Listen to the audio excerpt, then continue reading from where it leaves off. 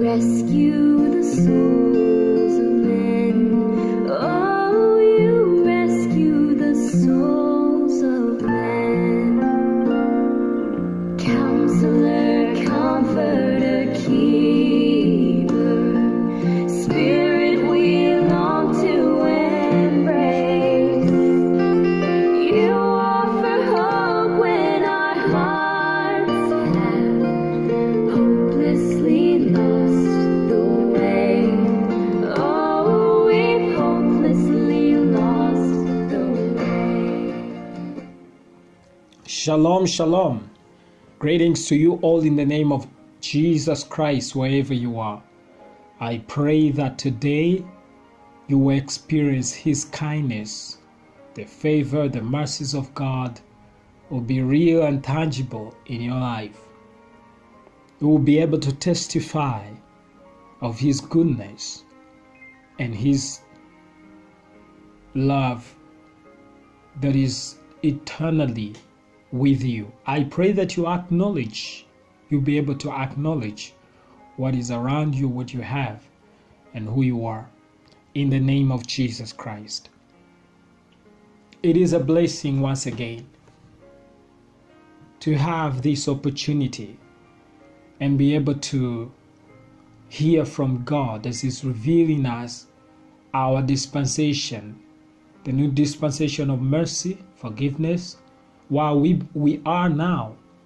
And that is an issue because many people do not understand the difference between while we are ever since Jesus Christ came and what was there before Jesus came. What we have here is far, far different from what was present. And having this understanding will bless you so much. It will make a difference in your life. It will cause you to rise in power, in strength, and in authority, because you have more than 1,000 reasons to have that experience, to live that kind of life. God spoke to our forefathers. Indeed, it is true that there is a way God spoke to them. Sometimes we think that there was a continuation from the old to the new, but I'm just emphasizing this to help you understand that what you have is far, far better, and what was there in the old was temporary and preparing for the better covenant to come, the better testament rather. And what we have now is that the New Testament has been established. Unfortunately, we're still seeking for something better, something greater than what we have, because we do not acknowledge what we have. So in many years ago, before Christ came, all the prophets had visions, and what they saw and perceived in the spirit, they were seeing things that were about to come, and the greater dispensation which was to be established by Jesus Christ the Messiah.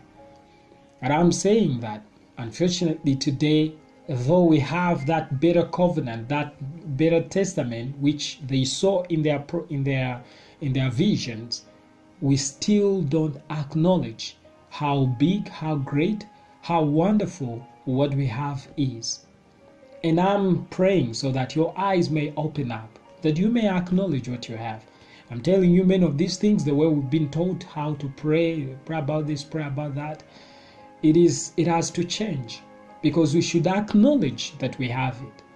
Now, that acknowledgement cannot just happen because most of us will think we're trying to fake it or trying to create what is not there.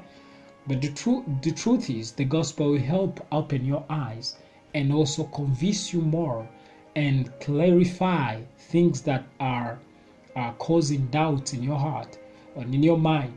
And so you'll be able to be convinced or being persuaded that indeed Christ has done it. This is then the power of the gospel, because the gospel will give you or reveal you or present to you the conclusion of God. That God did it by Himself and He's concluded it. All you need is to acknowledge that conclusion presented to you. So there's nothing you're going to do about what God has done.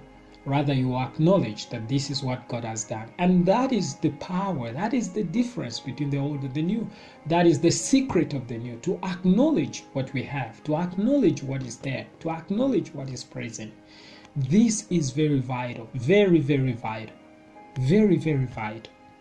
So the way God spoke was inconclusive in the Old Testament. We read in Hebrews chapter 1, verse 1. Let me use another version called Wand. It puts it this way: when in former times God spoke to our fathers, he spoke in fragmentary and varied fashion through the prophets. So it was fragmented. He spoke in fragmentary and varied fashion through the prophets. So if you understand, he's saying God spoke to them, but in fragmentary and various fashion through the prophets. It was not complete. It was not full. The full revelation, the full, joy and righteousness and power and wisdom was not yet revealed as we have it today. Wake up and discover that what we have today, it cannot get better. It cannot get better. What we have today is much, much more than what you think and that you can imagine. In the verse called Isaac's, in the version called Isaac's, they put it this way: in the old days, God spoke to our ancestors in a partial and inconclusive way through the prophets. You see, in the old days, God spoke to our ancestors in a partial and inconclusive way through the prophets. In the old days, God spoke to our ancestors in a partial and inconclusive way. So you see, it is partial and also inconclusive, because everything was not concluded. Only Christ was to come and conclude and fulfill and make everything clearer than it was before. He did not come to continue and to put a bridge between the old and the new. No, he wanted to actually reveal something new that they didn't know before. It was unprecedented. Through the prophets, to our fathers in days gone by, God spoke in the ministry of their prophets, a revelation of himself given in many installments and by many different methods. So it was given to them in many installments. And to put all these parts together was even complicated and harder. Do you know that Jesus is the fullness of every knowledge, every science, every wish, every hope, future, present, and past? The person of Jesus Christ.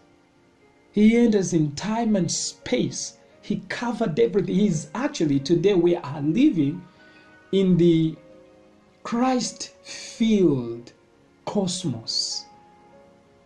A Christ-filled cosmos. We are not even aware that Christ is everywhere. We're not aware of that. We think he's hiding somewhere in a place called heaven.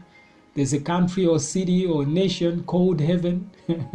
Where we planning to go someday. That is why Jesus is hiding. One day we'll come back. It is as if we are saying he's not here with us. It is as if we're saying that he's not allowed to be omnipresent. It's as if we're saying that he's so limited. This is what we insinuate when we talk like that. But did you know that presently, today, Christ is everywhere? Ephesians chapter 4, we are told, verse 9 and 10.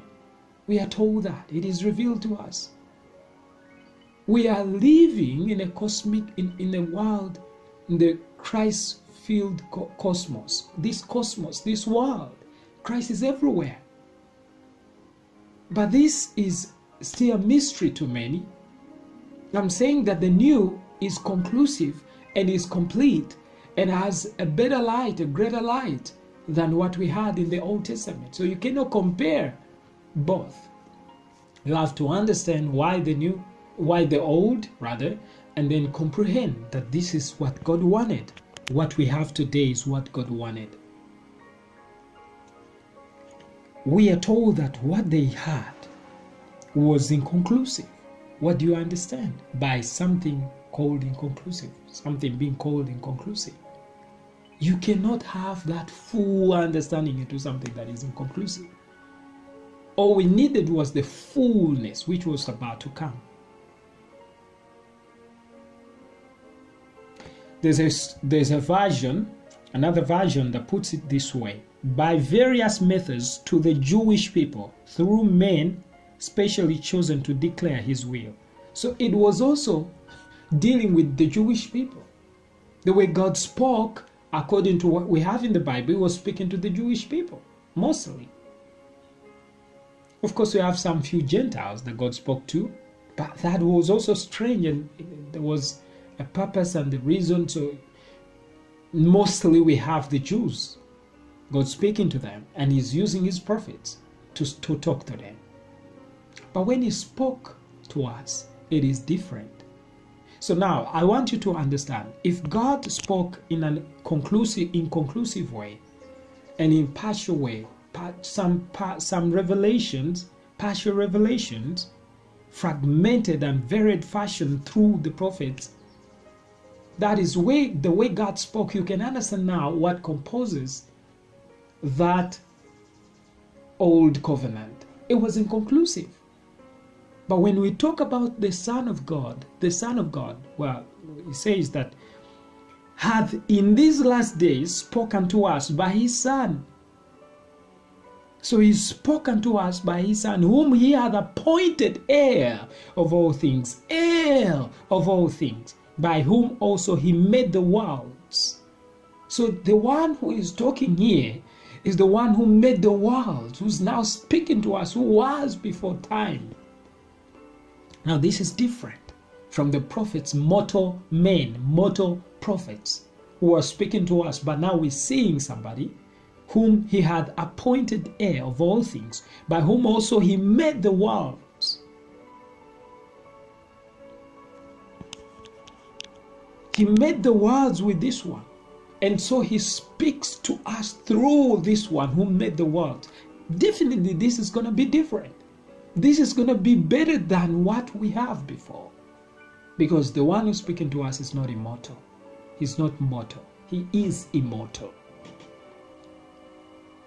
The version called Way says, but now as the age in which he lived draws to its close, he has spoken to us in the person of his Son, in the person of his Son, in the person of his Son. The meaning of Son means, the word Son means another one in whom the Father dwells. This is different from the prophet. We're talking about the fullness of God being in that person. Now he's going to speak to us. In other words, this is another class through which God is speaking. He has made him the heir who takes for his inheritance the universe. So the whole universe is his inheritance. Nay, more, it is through his agency that God created all cosmic systems.